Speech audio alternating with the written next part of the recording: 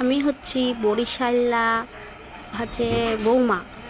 তা আমাদের ভিতরে পাতায় মাছ ভাজা খায়, ডিম ভাজা খায়, কি করে খায় একটু দেখে নেন বন্ধুরা, নিজেরা খাবেন, কত ভালো লাগে দেখবেন। আর এই ডিম পাতায় দেয়া আর অন্য কিছু খেতে লাগে না, এত সুন্দর লাগে খেতে। তা হচ্ছে কিভাবে বানায় দেখেন বন্ধুরা। আমি মিক্সিতে মশলা করে নিয়েছি আর 6টা মতো ডিম সিদ্ধ করে নিয়েছি, ছাড়িয়ে নিয়েছি। এখন আমার ডিমটা মশলা মাখানোর আগে কাঁটা চামচ দিয়ে ফুটো করা দরকার ছিল, কিন্তু আমার মনে ছিল না। তারপরে আমার মনে পড়লো, তারপরে আমি কাঁটা চামচ দিয়ে ফুটো ফুটো করে নিলাম যাতে মশলাটা ঢুকে থাকে। এর মধ্যে দিলাম সর্ষে, রসুন, লঙ্কা আর কাঁচা তেল, লবণ, হলুদ, এইগুলো দিলাম। দেওয়ার পরে আমি মাখছি ভালো করে।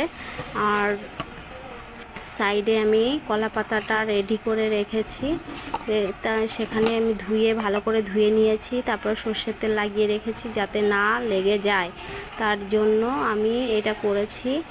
আর আমার এখানে রুটি ভাজা তাওয়া আছে, সেই তাওয়াটার মধ্যে রেখেছি। আর আস্তে করে আমি লো ফ্লেমে দিয়ে ডিমটা পাতায় ভাজবো। এখন আমার মাখানো হয়ে গেছে। এখন আমি আলুটা এর মধ্যে আমি আলু দিয়ে দেবো বন্ধুরা। শুধু ডিম দিয়ে তো আর ভাত খাওয়া যায় না, আলুটা দেব। দিয়ে আলুটা ধুয়ে কেটে রেখেছিলাম, সেটা আমি দিয়ে এখন একটু মেখে নেব। তার মধ্যে দেব একটু হলুদের গুঁড়ো। হলুদটা একটু কম কম লাগছে, তাই একটু হলুদের গুঁড়ো দিয়ে দেব। যা লাস্টে যে ব্যাটারটা ছিল সেই ব্যাটারটার মধ্যে দিয়ে দিয়েছি। আর এর মধ্যে দেবো একটুখানি হলুদের গুঁড়ো। হলুদের গুঁড়ো দেওয়ার পরে তারপর ভালো করে মেখে নেব। মেখে পাতার চারিপাশ দিয়ে দেব।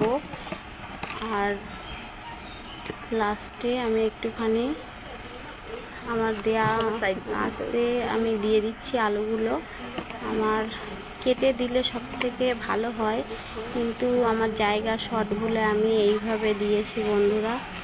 তোমরা একবার খেয়ে দেখবে এইটা দিয়ে ভাত খেতে কত ভালো লাগে, আপনারা খেয়ে দেখবেন একবার।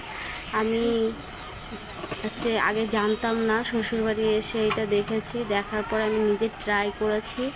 এখন আমি এটা ছাড়া আর ভাত খেতেই পাই না মনে হয়।